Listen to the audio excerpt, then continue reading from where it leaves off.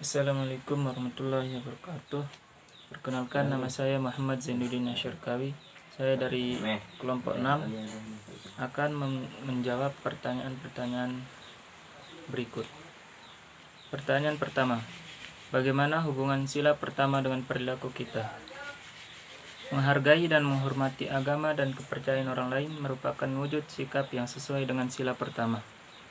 Dengan menghormati perbedaan keyakinan, kita dapat hidup berdampingan dengan damai. Pertanyaan kedua, mengapa sila pertama memegang posisi paling luas dalam Pancasila? Karena sila pertama yakni ketuhanan yang Maha Esa memegang posisi kunci dalam Pancasila karena memiliki cakupan paling luas. Alasannya adalah dorongan keimanan dan ketakwaan terhadap Tuhan Yang Maha Esa secara otomatis menentukan kualitas kemanusiaan seseorang di berbagai bidang. Pertanyaan ketiga, mengapa sila pertama Pancasila menjiwai sila yang lain? Sila Pancasila pertama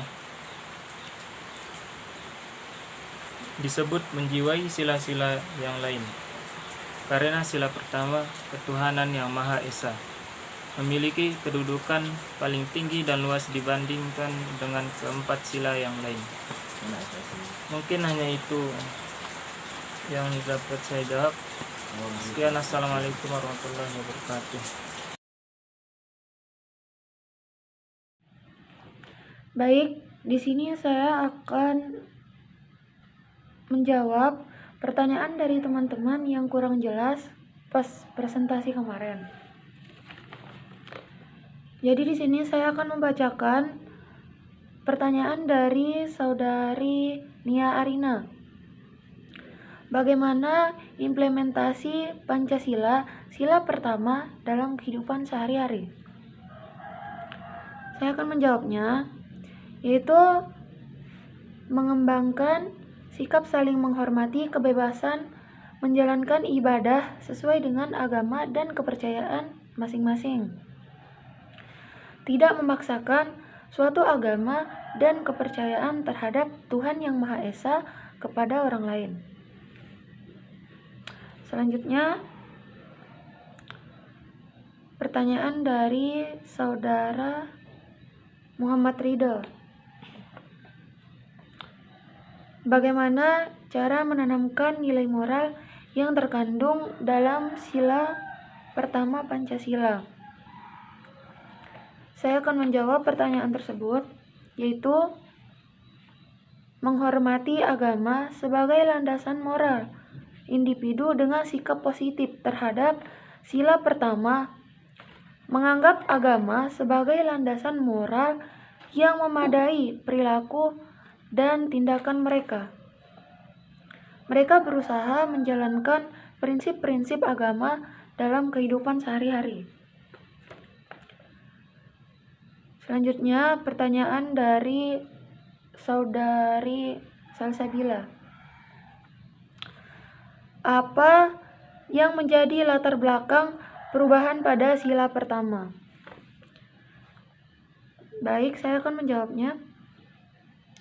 Beberapa tokoh perwakilan dari Indonesia Timur menyatakan keberatan dengan sila pertama dalam rumusan tersebut. Hal ini muncul karena dianggap bahwa rakyat Indonesia tidak hanya berasal dari kalangan Muslim saja. Inilah alasan utama yang menjadi salah satu latar belakang perubahan rumusan sila pertama.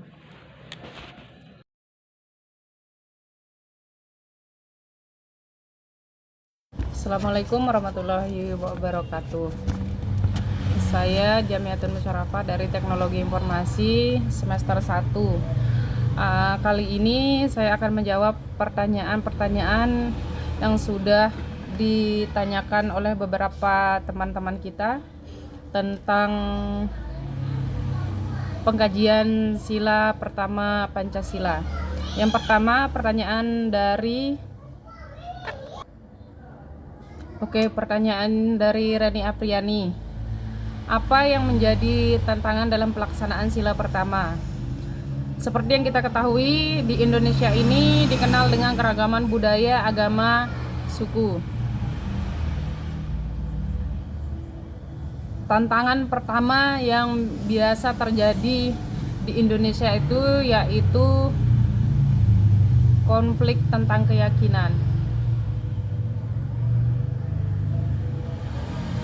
Karena ketidaktahuan dan ketidakpahaman tentang agama satu sama lain menyebabkan seringkali menimbulkan konflik. Hal ini dapat mengganggu harmoni dan menghalangi penerapan nilai-nilai ketuhanan dalam masyarakat. Selanjutnya dari Bayu Irawan, pertanyaannya yaitu apa yang terjadi jika bangsa Indonesia tidak menerapkan pengamalan sila pertama Pancasila?